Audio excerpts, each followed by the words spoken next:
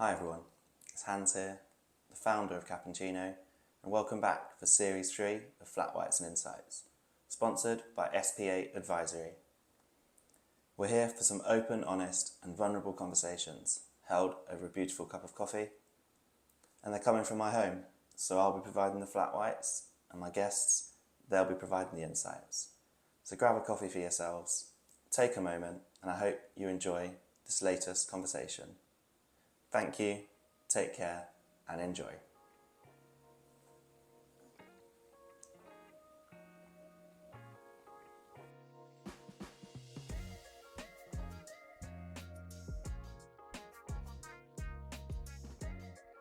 George, Hans. morning. Thanks for taking the time to come over, stick up. We were just having a chat before we hit record. You came over on the bike from Faringdon. Yeah, So beautiful day for it. Yeah. First day in ages where I've had the chance to take it out. And I thought, perfect ride, perfect opportunity to dust it off yeah. before I put it away for the winter. No, definitely. And so for those who don't know who you are, you're right to give a brief introduction. And then we'll kind of get into conversation. We only met ourselves very recently as well. It's true, yeah. So through coffee is what brought us together, and hence why we're here. But mutual love of good coffee. Yeah, definitely. Yeah, so my name's George, and I recently opened a coffee shop in Faringdon. Mm-hmm. It's called the Lotus Cafe, and it's a new venture for me, but it's just all about creating a space where everyone can come hang out, have a good chat, drink good coffee. And that's it in a nutshell, really. Yeah. Amazing. So it's been really good. We've been well received. So far. Definitely. Yeah, amazing. And I think so. It was my friend and an old colleague of mine, Liv, who she now lives in Faringdon, and that was who introduced me to the coffee shop. She said for a while, she was like, "Oh, there's this new cafe." Because it was only September. September, yeah, that's right. Yeah, so it's been a bit of a whirlwind, I imagine. I haven't really stopped for the first 8 weeks. I did 7 days a week just because I thought, I'll cook all my own food or make all our own cakes and it's gonna be fine. And hilariously underestimated the workload a little bit, but whirlwind is right. yeah, but it's one of those almost. Every time I've been in there, it seems like it's been quite busy. It's been a bit good thriving community. I think we were having a chat when I was at the cafe as well. It's almost inadvertently maybe perfect timing in terms of September. You're coming into like the colder months. People want a coffee shop that's cozy, which is definitely the kind of vibe I get from there. But now leading up to Christmas as well. So you're right. We didn't plan to open in September. Like, it's going to be a great coffee season, but it was just it was a series of opportunities that presented themselves at the right time. I was coming out of I've been a chef most of my career, all of it pretty much, and just getting increasingly tired of the industry and the toll it had taken on me, and my most recent role really brought that to the forefront. And I thought, I was looking around and what do we do? How do I sustain this? We've got a young daughter now, so it was important to keep moving in the right direction and not burn myself out at the same time. So just on the off chance we saw the lease for the cafe come up, I was unhappy. I was looking for something else. It seemed insane to take on a new business with a new family, but at the same time, that's always what you aim for anyway as a chef. It's like, one day I'm going to have my own place, and one day we're going to... And so we saw the lease for the cafe and thought, if not now, then when? So here we are. Sometimes you got to take that leap. I mean, we were talking. I'm in between jobs at the moment. Again, really loved my old place. Loved what I was doing, working in football. I've done football since I was a kid. It was like a passion of mine. It still is a passion. But similar, I was maybe starting to lose that passion a little bit because of myself, and it was very much me just being ready to move on from the role I was in. And took a bit of a leap, left with nothing firmed up, which again is a bit of a gamble. I don't think of myself as like a super spontaneous person, but it was more just I felt like to be loyal to myself in a way. I've got to step away, and it meant that we spoke about timing and things just falling into place, and then I've now got a new job lined up for the new year, so exciting challenge as well there, a new chance to challenge myself, but at the same time grow and then keep football as that passion, which I think is important for me to have it as a release. So yeah, a lot of change at the moment. So, Change, yeah, it's good though. I think you've aligned yourself well. I've definitely stayed in jobs too long, and you watch yourself become, like you were saying earlier before we started recording, you can see yourself become someone you really don't like, and it's damaging for people around you that you really do like. Exactly, and that's the thing, not fair on them. Like, I don't want to bring negativity in, and I think I'm someone who very much wouldn't, but then by then containing that within, it was just then conflict internally for me, and it was like I say, it was a bit of a quick check. Obviously, I'm fortunate that I'm in a position where I was able to financially take that risk. Didn't have to get something immediately, but it's just all worked out. If you've got the ability to do that, I mean, that's exactly the move I'd have made. A big factor for me was, we've got a new baby girl and she's wonderful. One of the most social babies I've met. She loves the cafe. Anyone who visits the cafe will probably meet her. Oh yeah, she's the superstar. She's great, yeah. She really is. And I was in this role, and it was a challenging role. Financially, it was very rewarding, but in all other aspects, it was not fulfilling any of my needs. It was very draining, very challenging. I was out of the house a lot. But one of the main things that struck me as I was thinking, is it insane to quit this job that's financially secure and open a business? Is that insane? But then I thought, what message am I subconsciously teaching my daughter about how to work in the world?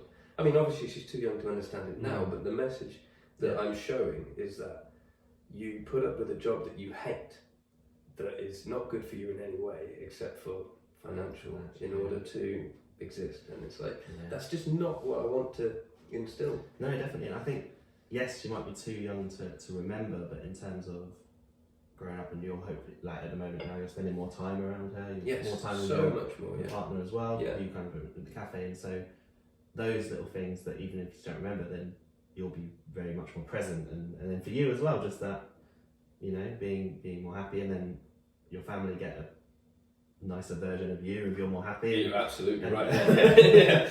Unfortunately for them, they've seen this side of me that's not the healthiest, And that it happens, and that sometimes comes from, as I say, when people are in environments or when they're not necessarily their best. It's often the people closest to you that end up taking the brunt of it. It is. And that's. It is. I mean, that was something which, as I say, my partner, my wife, we got married in the summer. It still feels funny saying my wife.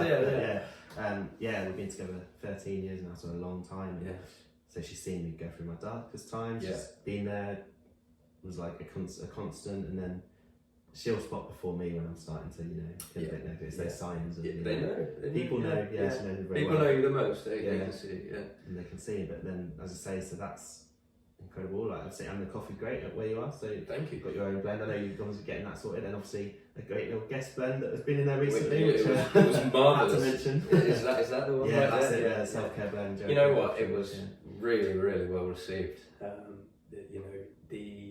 We have a few connoisseurs as part of our regulars, and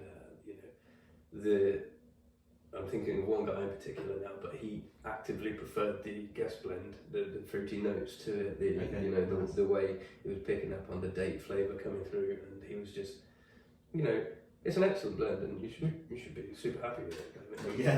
Really happy with it, and the people at Jericho are great. That they were able to do that for myself, and mainly for Restore, the charity as well. I just kind of through Cappuccino, I guess, support them. Don't have my own charity or my own but the money, proceeds go to them and try to raise awareness. The next podcast I'm recording actually is with someone, Lucy, who is the kind of in the fundraising team at Restore. So it'd be really great to kind of hear a little bit about her why and more about what they do, but also her own journey. I think to work somewhere like that, you got to kind of really believe in it and want it, because I mean, I've worked for charity before. You can do the same job somewhere else and earn quite a lot more money. But it's brilliant that there's such a great team there, and I've known them for about 5-6 years now. It's a small charity that they're doing great work, and that's the money argument is it shouldn't be your main motivator. It's not necessarily the healthiest thing. If the money's there and you enjoy it, well then fantastic. Of course, it's one of those which is always it's always a factor, Yeah. but it shouldn't be, like you say, it shouldn't be the main factor. No. If it comes alongside it, great. Wonderful. And obviously, people's situations, and we've got the mortgage, you've got to make sure you've got enough to. Absolutely, yeah. It sustain. is a factor, that is for sure. But, you know, like I was saying, I felt insane to walk away from that money, but it was just, I'm so much happier now. And you know, you can do something that you stand behind proudly, you know, and you can live truthfully. Yeah, it sounds And cliche. It sounds feel cliche, authentic but self, you know, when people come through the door and I can greet them, and it's not a fake smile I've planted on my face, I'm just happy to be there, hanging out with people, serving good coffee, drinking good coffee, having great conversations, you know, and that is so much more valuable to me. And then, you know, later in the morning, my family will turn up and they'll help me with the day, and it's just, that's our day to day, and it's shifted from I've got to go and commute to work, rubbish, to let's go hang out in the cafe today. I'll see you when you get there with the baby, and we'll just go and do another day, and it's just a totally different vibe. No, it's amazing. I kind of see that in yourself now, just how like happy. Obviously, I've only come to know you recently, so I don't know you before. I've only seen this chapter.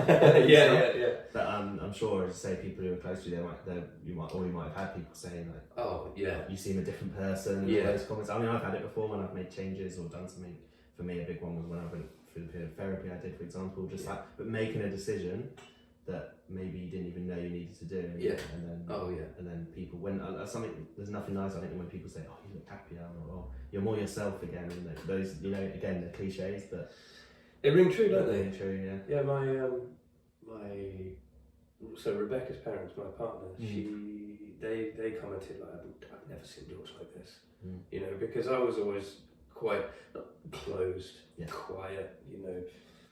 It was tough for me to interact with people just because I was so drained most of the time. You know, it's bringing energy. It takes energy. It does take energy, and you know, the jobs I've had most of my career in kitchens, you're talking 12 to 15 hour days, 5 or 6 days a week. Yeah, you know, and you're running on emergency battery power by the time you get to like the weekend, and you get dragged out to socialise, and it's like, oh, please. I know what you mean, and it's nothing against the people you're socialising. No, not at all. That battery you need to recharge somehow. Yeah, you need to recharge somehow. And you know, to go and interact is one thing, and then to try and be in a good mood on top of that, it was just, you know, it was such an effort, and it's completely flipped now. Like the good mood is default. Yeah, you know, and you just gotta. I do lots of things to maintain it because I know that isn't my natural state. So hence why I came on the bike today. It's so good for me. Making those, if you know something that's good for you, just making that active choice. And sometimes you have to, like, I take the self-care blend and talk about self-care, making decisions to do things that, maybe it's not the easiest, but you know that. It takes a bit more time. Oh, okay, I've got to get the bike out. I've got to take it out of the cover. You know, the roads are a little bit wet, and you know, you start going through all these excuses to not do it, and then you have to sort of quiet that part of yourself and say, by the time I got here today, I was it's just wonderful. You know, you come through, sun shining, beautiful roads, sunshine, you know, good coffee, conversation. Great coffee. This is Stokes Coffee, so we're having a little chat because you're actually originally from kind of Lincolnshire. From Lincolnshire, yeah. So this is Stokes Coffee. Went to Nottingham Coffee Festival, and Rhiannon, who's been on the podcast, getting ideas on the station. Next, on the podcast, she works there now, and so this is some of their coffee. It's lovely picked up as at well. the festival in Nottingham. So yeah, as I say, it's good to try these things, have a conversation. But talking about coffee, so you say you were a chef before. Is this your first venture into coffee? Have you kind of worked as a barista before? Has that been part of your jobs as a chef, or is this kind of new?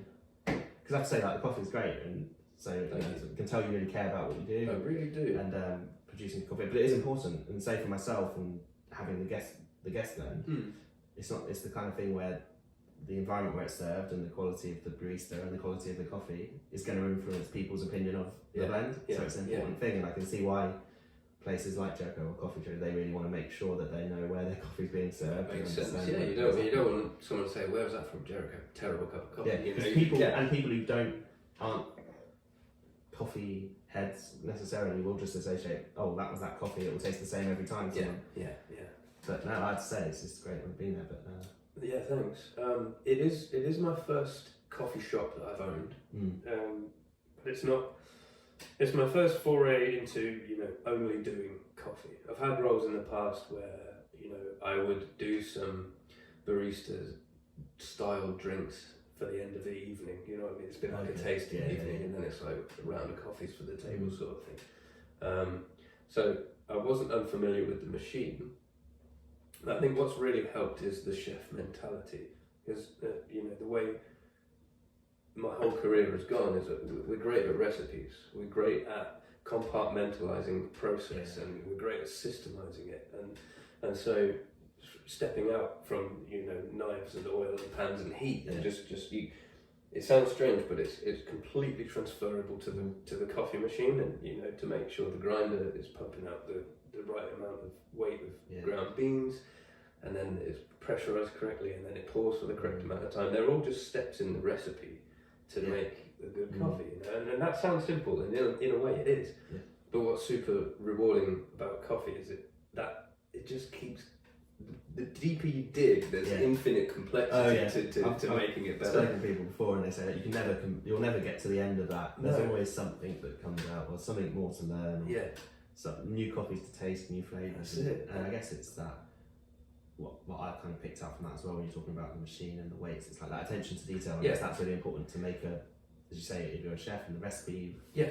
Consistency is everything. Yeah. To me, I want every shot to be in that window of what I would consider acceptable to serve. If it's not that, I don't serve it. Maybe it takes a little bit too long. People are okay to wait. If you manage their expectations and you're honest and upfront at the point, like, well, give me 5 minutes. I've got quite a lot of drinks to make. It's all fine. I'd rather serve a coffee that takes 10 minutes and it's great. And serve them one quickly, it's terrible, and they don't come back. And they never come back. Or just for them, the experience of the enjoyed experience. And I guess it's the kind of thing, and there's different, shops or different requirements for different needs. If someone really is in a rush and just wants a quick coffee, there are there's places that will do that. Yeah. And I guess it's the whole environment and the vibe I get from that is it's somewhere where people come to stay relaxed. It's like it's not a place you maybe rush in. Obviously, you serve takeout, of course. Yeah. But there's some juggling you can do, If someone, you can see clearly someone's like jogging on the spot in the queue, and you're like, oh, maybe I'll push them up a cup. Every coffee that comes out, they're like, yeah. You got to play it a bit. There's a lot of improv, but by and large, like you say, people are there to chill out and have a chat and enjoy good coffee, and hopefully that's the vibe we provide. Definitely. Got the music going. I try and I've curated a playlist that I'm super proud of, actually. I love it, and it just creates this atmosphere in there that again, those details, that all those little steps that just add to create, and it doesn't just happen. Well, there's a lot that goes into it to make it look like you walked in and it's that's it. That's the trick. But it's all part of. See, it's the chef mindset. These are all. That's the finished dish, if you like. And nobody sees all these little compartmentalized pieces. Yeah. There's checklists, and there's it's very regimented in the morning, and it looks quite boring when you're going through it step by step. But when it all comes together, it's worth taking that time to do that, so that you know how it's going to pan out. But, it's super good fun, and I'm enjoying it a lot more than any kitchen I've worked in the last 15 years, 10, 15 years, I'd say. Yeah. I've had times in my career where the team is just so synergised and everybody's on the same wavelength, and then it's such a busy night. And it's amazing when that happens as well. You just know everyone's in flow, in flow state, and you're just doing it. It's the best feeling in the world. It really is. When you're doing something and you're in that flow state, you can't beat it. But those kitchens have just been fewer and farther between since the early days, and I don't know whether it was me falling out of love with the industry or whether the industry has changed in any way. It's hard to pinpoint exactly what happened. But I just, for whatever reason, couldn't find that feeling anymore. I got trapped in the industry because it's such a niche skill set. You almost put yourself in a box and say, but I'm a chef. This is what I do. I'm a chef, but and more than that, it's like.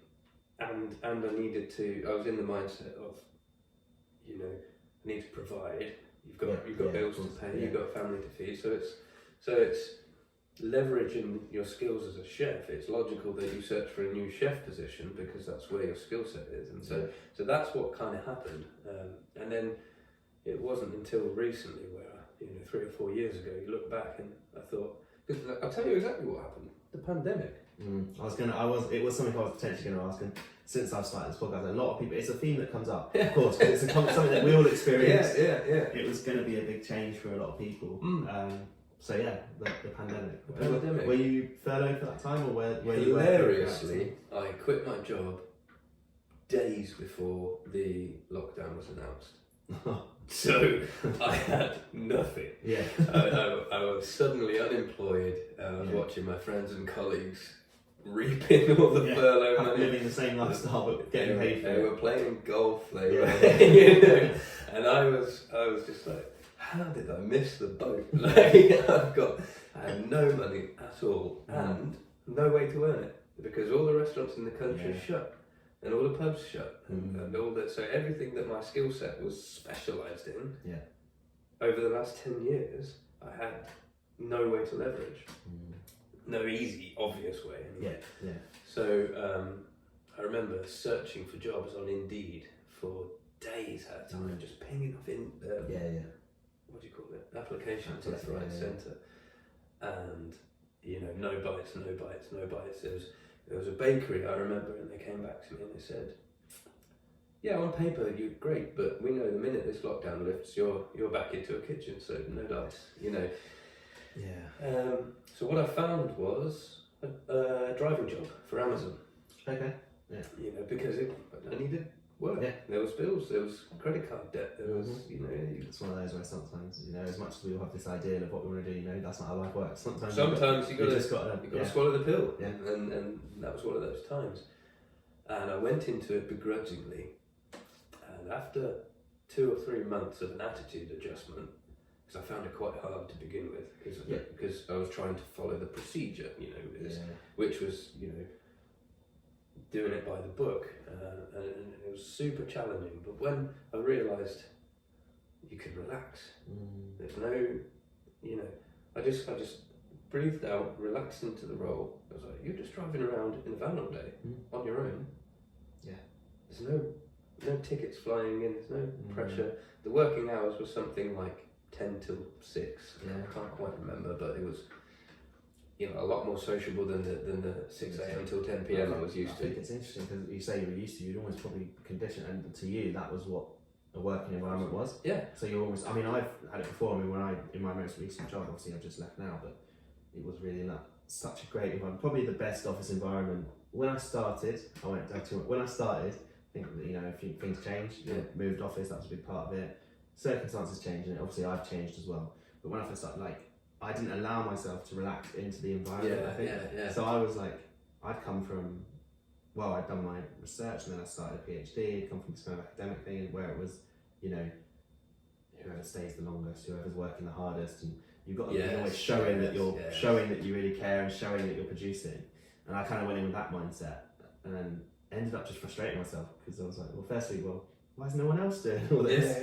And then, it was all coming from myself, and then actually when I allowed myself to relax into it and allowed myself to bring barriers down, which I'd previously not done in a workplace, and then we enjoy it. But that sounds maybe similar when you first started. You felt like, why am I shouldn't be this relaxed, I'm working kind of thing. Almost. It was like that. When I first started, it was like go, get from this to this to this to this. We've got efficiency, productivity, we're up against the clock, the chef mindset, a ticket comes on, it's like, right, I guess as soon as someone's made an order, I've sat those customers sometimes, it takes maybe a bit longer, you don't know what's going on in the kitchen, but you kind of start looking at the and it's a tough job, and that if you don't clear that, in the next 10 minutes there's going to be 4 more, so it's this, and I took that mentality with me to driving for Amazon. It was like drop, go, and the minute I relaxed, it was a different job, and I was just driving around in a van with my music on, whatever music I wanted to listen to,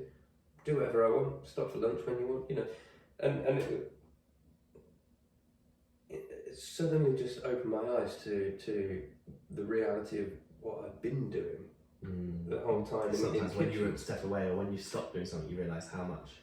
Yeah. Or maybe you realise, but a working environment doesn't have to be like that in a way. And you can have weekends, and you know, it wasn't the perfect job. I'm not trying to say that, but it was a breathe out from a long time in kitchens.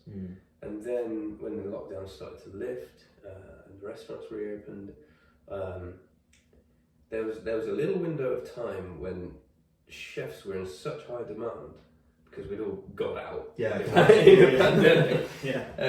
That the salaries got quite inflated. So I was like, oh, well, I'm a chef, you know, and I went back in, and for a time I had a really good time, but then evenings and weekends started disappearing again, and you know, the days started going from 8 hours to 10 hours to 12 hours to 15 hours, and I was like, I started to zoom out and think about retirement age, and you know, I think the retirement age now for men is over 70, something. I didn't look too much because I saw that and got scared, and I thought, you know, I extrapolated how hard I'm working over the next another 40 years in kitchens where you're on your feet for 15 hours a day, and you know, I thought, this is just, I'm done. I need to transfer this skill set out now.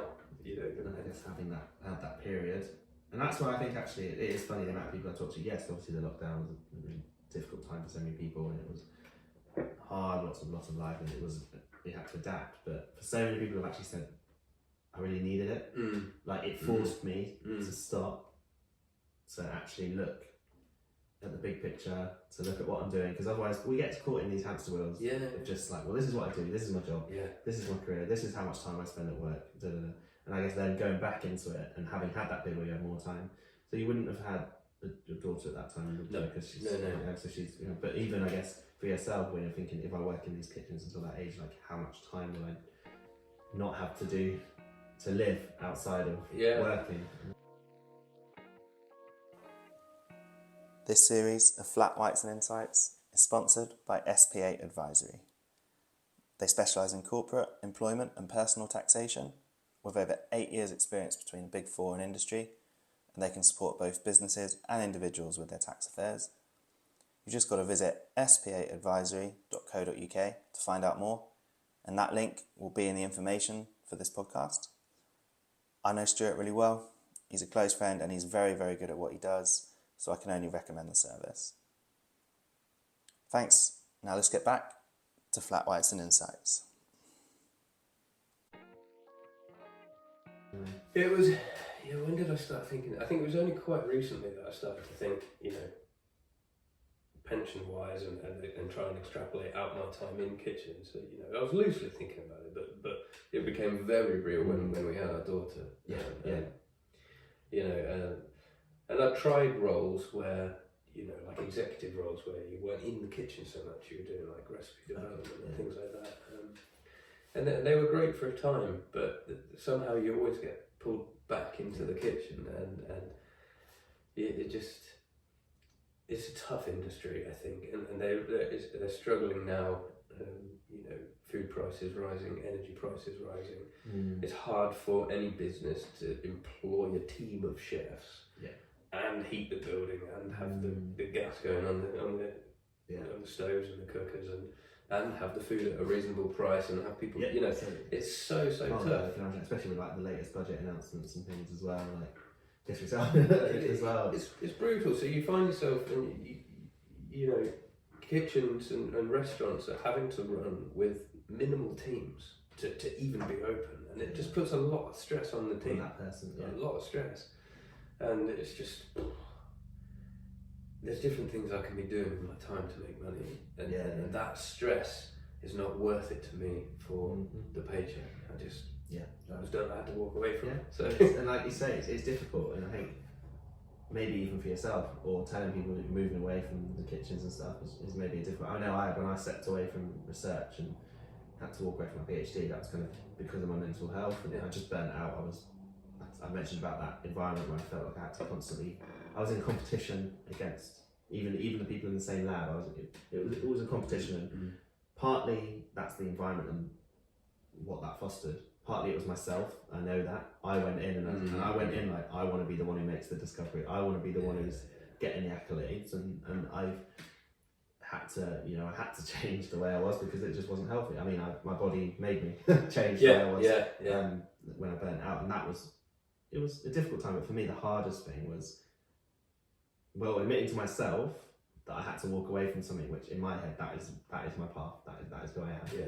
But then also telling close friends, family, like, oh, by the way, I'm not going to be doing that anymore, because I felt like, you know, that massive sense of, well, who the hell am I? Yeah, it's a big part of your identity. I've been lying to them, because they've all thought, you know, at uni I was all, you know, high grades, and everyone's like, oh, he's like the chemistry guy. He's, you know, if you need help, like, Hans is the guy who's gonna go on and kind put of you in that box. And they put me in the box. I put myself. I guess. But you agree with I that? asked for that. Really, and then I behaved in a way, but I genuinely believed it, and so did they. So then, it was almost accepting that was the harder thing than actually walking away. It was walking away was one thing, I knew I had to do it, but it was then when everyone finds out that I've walked away, it was the harder. Yeah. So yeah, interesting. I wonder if you had that similar with the chef, or not in the sense. I guess it's a big sense of your identity. Yeah, it was. It was. Yeah. Having to accept that maybe that's not what you want to do. It's the unknown, I guess, isn't it, as well? It was quite scary. This time, so it's not my first time doing it. Interestingly, so this time around, I was more confident to close the book on being a chef, you know, and it is a part of your identity. It is kind of yeah. I relate to what you're saying about, you know, trying to be that guy, you know, who's really competitive. Like, there's a lot of machismo in chefing, and most places I worked at, there's kind of this sick competition of how many hours we've all worked this week. You know, you start getting into the 90s and the 100s, and you're all like, yeah, but deep down you're like, oh my god, you know, and to walk away from being that guy who was, you know, crushing out 100-hour weeks and you know, but it's all just pretend. Yeah. So when I realised it means nothing when you set outside that bubble of that kitchen. Yeah. To someone else, other people, they'll just be like, you're insane. Okay. Yeah. Why are you doing that? Yeah. Full-time week is 36 hours, my friend. Like, what are you doing? What are you getting? What do you get from that? Yeah. You know, like, you know, I remember when I was young, when I first started chefing, I was like 16, 17, 18, and I went into it young. Like, a lot of my friends were in college and sixth form, and I was like in a full-time week already. And so I got 60 hours this week, and they're like, dude, why? And I'm like, whoa, you wouldn't understand. You could never handle it as a chef. And then you look back and you're like, no, that's so right. Like, why work that hard? Yeah. I mean, there are those, like you were saying earlier, people can love it. They can, for the love of the game. There's chefs in London. And there are people who that is their. It's like a drug. It's like addictive, and it's if that genuinely is, if they're genuinely getting a buzz off that and everything, then more power to them. But I realised that wasn't exactly for me. It wasn't for me, and I thought for the longest time that I just hadn't mastered it yet. Like, it hasn't kicked in. I'll get there. You know, it will be easy for me soon. You know, I'll get to that level where I have the ability to do this. You know, relate so much as well. With like all research in the labs, it was like one day that discovery is coming in. The only way to get happy, I had to work myself happy basically. I was like, well, the more hours I do, the harder I work, the closer I'm getting to it. But you know, in the end, I was just burning out. Yeah. I look back now at the hours I was doing, all of the way I was, and I'm like, wow. But then I think, how did I not? I was so caught up in it, but then I was in this bubble, and again, as we say, friends, family, if I'd have kind of explained that to them, and they probably would have said something. But for me, I was like, oh, that was a distraction. That was a distraction. I just needed to. Well, and there's that side of, like, it's hard to talk about that anyway. Yeah. You can't admit weakness that you're struggling in the, you know, in certain environments. In the kitchen. Yeah. You show a moment of weakness, you are. I can imagine. They prey on the. Yeah. I mean, it might not be like that now. I've not been in an environment like that for a few years, I'll be honest, but it was certainly how I was trained. That was how it was. You had to just shut up, suck it up, crack on. It's hard, and it is hard. Yeah. But you know, there are those people that live for that, and there's someone like me who was trying to convince myself that I lived for that. Yeah. But I was just in the wrong vocation. Yeah. I love cooking, but being a professional chef sucked a lot of the joy out of it. Yeah. And it's interesting because even I'd say, I think we were saying, or I mentioned earlier, and definitely before we hit record, about working in football for me was a dream. I loved it, and some of the connections I've made and experiences I had, and I've learned a lot about local non-league football and it's going to help me now because I'm on the committee of Didcot Town, local team. But as you say, it was starting to suck out that passion a little bit with football because there wasn't a release then because I was spending 2-3 nights a week, or days a week watching football. And because it's local teams, whenever you're at a game, someone's got a question to ask about work, and I just felt I couldn't escape it. But then I didn't want to stop going to football because that's what I've loved and everything. So it's just the right time to move on. But no, it's interesting. But go back to Lotus Cafe. Back to the Lotus. Yeah. Lotus. From there. That's obviously it's a great chance to kind of talk a little bit about it. So it's September was when you moved in. I noticed it's called like Lotus Retreat. So they do more than just a cafe, isn't it? That's right. Yeah. So before we took it over, the Lotus Retreat is still a building that has. So at the back of the building, there's a yoga studio. Okay. And there's regular classes 4 or 5 times a week, something like that, maybe more. There's various different treatment rooms, and many practitioners come through. And there's acupuncture, there's reflexology, there's counselling. There's lots of different therapists that offer loads of different things. So that's the Lotus Retreat as a whole. And before we took it over, there was a cafe in the front. Okay. But it wasn't the focus of the space. It was always while you're waiting for something, or you can grab yourself a drink on your after you've had your massage. Have a hot drink. So it just was functional to that space. But the landlady also as part of the Lotus Retreat runs tours to India, guided tours. Okay. And they take her out of the country for many months at a time. Yeah. And she wanted someone to manage the cafe, take it on. She was like, this is great. The bare bones were there, the bars there, the machines there, and it was like a good opportunity for a new business to come and establish themselves. And it just came at the right time for us when I was burnt out at the job. It was an hour away. I was commuting an hour each way to go and do 12 hours in the kitchen, and then it was. And I was looking around. I'd had a couple of interviews as well at the time. And I was thinking, this isn't it, but I can't just quit. We had the baby. Yeah, exactly. That's the thing. That's why I know everyone's circumstances are different. Yeah, and I'm very fortunate in a way, and also that I was able to. But I very much understand it. And the thing is, I could have stayed, but like we say, I had to stay, then probably this opportunity that I found. Well, that's it.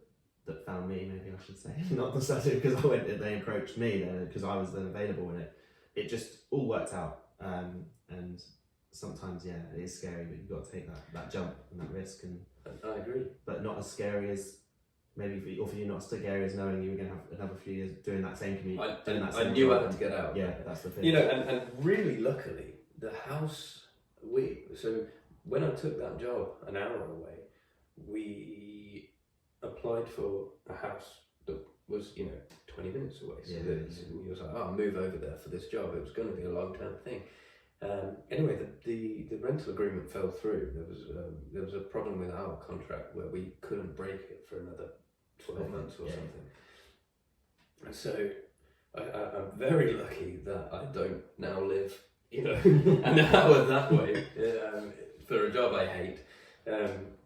So super fortunate there, but I knew I had to leave. After the first 2 weeks, this isn't it. But I was doubting myself, saying, is this just because it's a new job, it's a new team, adapt to the new environment, let yourself settle in. So I talked myself into, I'll give it a month, I'll give it 2 months, and still every single day I just knew, this isn't it, So taking that move to, when we saw the lease go up for the Lotus Retreat, it was just, on paper, and friends and family were like, you're insane, what are you doing? You're absolutely crazy. But we both knew that it was the only move, and so we just doubled down. So we put the cafe, we upgraded the vibes in the cafe, liquor paint, more comfortable chairs, created a bit more space for people. What was there already was a really good building block. It is good. place to start. Yeah, really, And really also good place. probably exciting. You can come in and basically been given a license to make it your own as well. Which is nice. And we called it the Lotus Cafe to sort of integrate with the space. You know, they had a few regulars that were already coming. They had they had, you know, just a general feeling of the space that was like welcoming. It felt quite holistic because it was tied to like yoga that was going on and stuff. So we thought, this is lovely. It's a lovely space. It can be better. It can be more welcoming. It can be more cozy. So let's not lose what they've got, but just try and elevate it a little bit. And also probably improve the quality of the product and the coffee and stuff as well. Because now there is something. It's not just an afterthought. It's this is the why we're here. This is what we're here to offer. Absolutely. And then obviously like they've seen like the food. I mean, when I came, it was like a week or two ago. Everyone was loving the soup, homemade soup, Thai green, I think it was. Thai green curry, the lentil soup. But it was lovely. I mean, I've only been in 2-3 times, and it just everyone who comes through the door gets that warm welcome. And then people even were chatting to me. I mean, at that one point, I just happened to be at the bar. I'd ordered my coffee, and someone was asking about the guest blend, and then your partner Rebecca was like, "Oh, and he's the guy who was talking about it," and something else, was talking about it, and they were from Germany, I think, Monica. Oh yes. And my name's Hans, Germany, but the environment just created a space where you just felt comfortable and you would talk to anyone who was there. And I think that's a big thing, especially in a smaller town like Faringdon. It has an opportunity to just continue to be that. So that's exactly what we wanted to create. So thank you for saying that. It's we wanted to feel like a big living room, you know, and you come, you sit down, you have your coffee, you have a chat. And what's great about the space is it's not huge. You know, we sit about 20 people. And the layout is such that it kind of encourages people just to talk to each other. You know, it's a small space. You don't have to try very hard to hear what other people are saying. You know, I've got the music on, it's vibey, but it's just like sometimes you'll catch something. And because it's a small town and it's quite a community focused town, they might say something about something that's going on somewhere, and you know, and so they, is that happening tomorrow? And then, you know, you've got people across the cafe just talking to each other. And I'm behind the bar, just like, this is excellent. It's great, and that's all come. Well, I know the space already there, but you think bringing those people together and a lot of those new connections have happened because of the space you provided. I mean, Sam, who was there, who was mentioning, I was sat reading my book in the window, and we were talking about. I was talking to yourself about the blend, and then. He just mentioned, so you're cappuccino, and he followed because of that, and then we got chatting. I found out he's doing some great stuff at like Oxfordshire Youth, and so we're potentially going to connect over that. That's fantastic. That's exactly what it's all about. And it's great. And like the coffee is, you got to have great coffee. Of course, the coffee is what, but like you say, it's to a lot of people that's not what brings them back. That's not what they remember. They want a feeling. They leave feeling a bit better about themselves, a bit better about life than they did when they came in. You know? Hopefully, I try and chat to everybody, you know, and it's so interesting because it's really opened up that part of myself that wasn't at the forefront before. You know, it's a new, the cold barrier has been dropped. You know, having the cafe has allowed me to just honestly interact with people. I mean, you're on a podcast now talking about it, and it's crazy. And like maybe like that. Let's go back 3-4 months when you were in that job. Probably if someone else said, "Do you want to come on a podcast? Talk about you and talk about what you're doing." So no, they wouldn't have believed it. And credit to you, and I appreciate you taking the time as well to chat and like I think I'm just so pleased that my friend Liv just mentioned about the blend that we got because as I say, it was the first time I come in the cafe. I didn't want to come in with a business card. My beans. But it was again, just shows, I think the fact that she was able to, I mean, Liv's great. She's got that energy, she'll chat to anyone, so it doesn't surprise me that she got chatting and everything. But then I think, we come back and then it's somewhere that if ever I'm around that area, I know you're always welcome. But it's been great for us as well, because we lived in the town, we've lived there for about 4 years, and we never really, it started to feel more like home, but we never really integrated with the community. Like we've not gone to many local events or anything like that, just because work keeps you so. You might live in a town, but we were working in Oxford, so you just commute out, and then your weekends you're either at home recharging, or you're like, shall we go to, and so we didn't spend much time in the town. And then since opening, you start to see faces that you've Yeah. seen while you're walking about, and we've made real genuine friends with people that, you know, they come in and we have an excellent chat. You know, sure, they're going to buy a coffee, happy days, but it's also great to see them. And genuinely, that's amazing. So for yourself as well, it's that, really, I guess, laying those foundations, those roots, and like Faringdon probably really, as much as it was home, feels more like home now. Really, if that makes sense. No, it does. You know, we've got people that it's been a short time, but the connection's been so genuine. Like, bless her, our little daughter's got like 12 sets of adopted grandparents now who are just so happy to see her. You know, we're busy in the cafe, and they're like, oh, I'll hold her. You know, just and it's that sort of community vibe that's just, I'm so grateful we've managed to.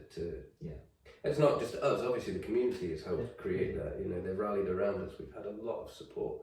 But then the community loves some people who genuinely care, genuinely want to do good, and create spaces like that. You know, you're not just there to make money off them selling coffee. No. And that's clear from when you go in, and that's, as you say about the part of the job, I guess, as owning that space, as you say, it is not a challenge, but you've got to throw yourself into it and really be welcoming like that. It is part of the role. It is. Yeah. And it's a part I really enjoy, and I didn't expect to enjoy it. I remember the first day, well, as much as I do, the first day before we opened the doors, I had so much. It was a Sunday.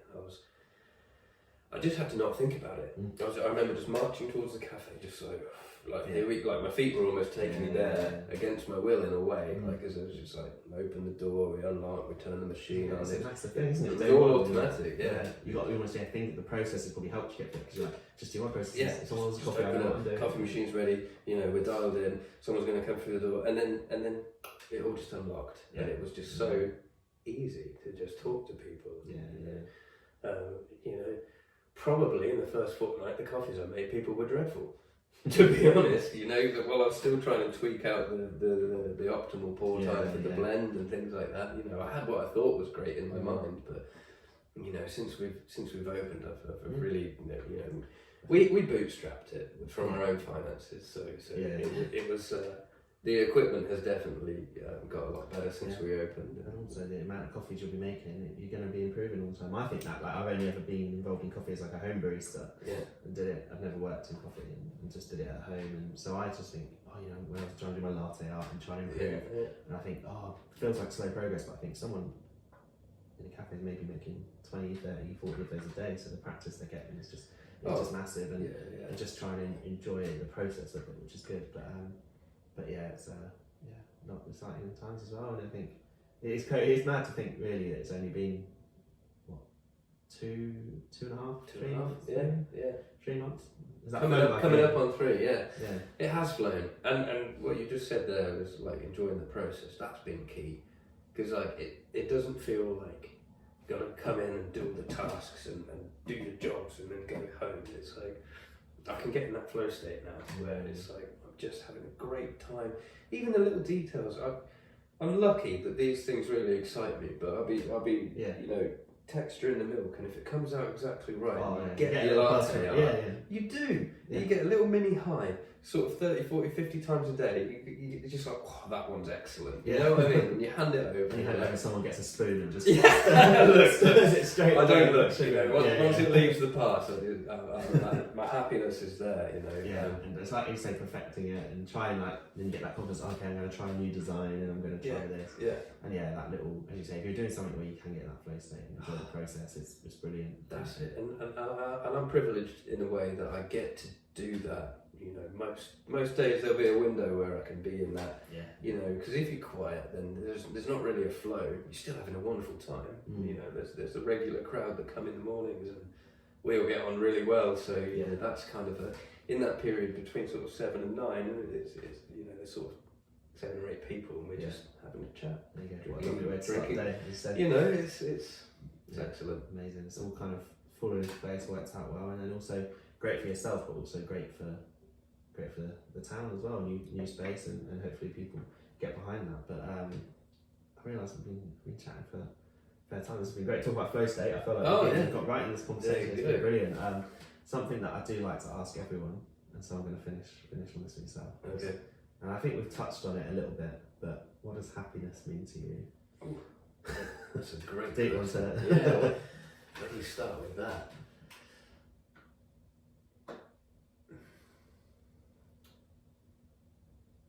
To me, it comes at the end of the day. It means that whatever I've done today, I gave it everything I could. You know, I didn't get in my own way anywhere. I was present where I could be.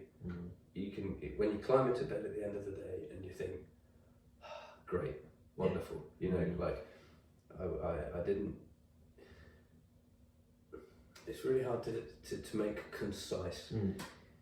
It was when I've not been in my own way all day. No. I wake up, I've gone to the gym. That's what I wanted to do first thing. I go to the cafe. The coffee's been great all day. You know, it's all these little wins, and then at the end of the day, I've spent time with my family. I can reflect. I can relax. I think to make it succinct, it's just to remember to enjoy the little moments. Like. It's not, they're not little jobs you've got to do in order to get the day done. It's like just enjoy the little bits. Yeah. No, I love that. That makes me the most happy. If I've remembered to do that, good stuff. I like those always say getting out your own way a little bit. Like I'm one of the worst about massively can overthink and I get in my own way, but it's like things that, even if it's something I have to do, if I enjoy doing it, that's okay. Like it's changing it to, I know again this is cliche, but changing it from I have to do this to I get to do this.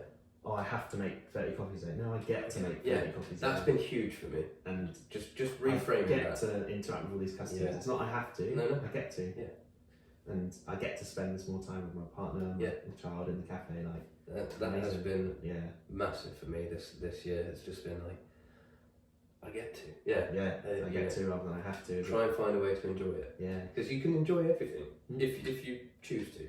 Yeah. How you exactly. As much as if you go into it with that, that mindset. I get to. I think that's a good way to do it. But no, it's been great to chat. I'm sure I'll be at the cafe again soon. But I also think, obviously, I've only known you the last few months, but it sounds like there's been a fair bit of a journey to get to the point where it is now. And just genuinely buzzing for you to see how it has worked out and to see, and it shows, doesn't it, to people you can get in these moments where you feel like you're stuck in somewhere that. It's not permanent, and sometimes you've got to make that difficult choice. Take the leap. Take the jump. Be honest to yourself. Yeah. Be honest to yourself. Don't. It's what's more of a risk, I guess, is taking that leap and maybe having a bit of uncertainty, but then it's all there's the opportunity that's there. Or do you risk just staying in that same place for as long as however you're there? The risk for me was, what if you never do? Yeah. This was an opportunity. Imagine not doing it, and then in 10 years' time, you're somewhere you don't want to be, and you think. I had that shot. Yeah, amazing.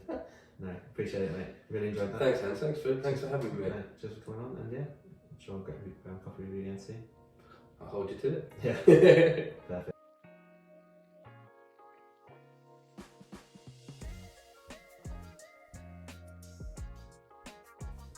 Thank you so much for tuning in to this latest episode of Flat Whites and Insights, and I really hope you gained something from that conversation, because I know I certainly did.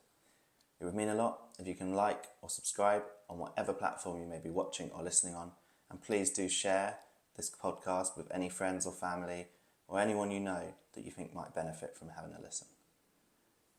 Also, if you can head over to Instagram and give Cappuccino a follow, that's where you'll find the latest updates as we look to raise awareness of mental health through my passions for football and coffee.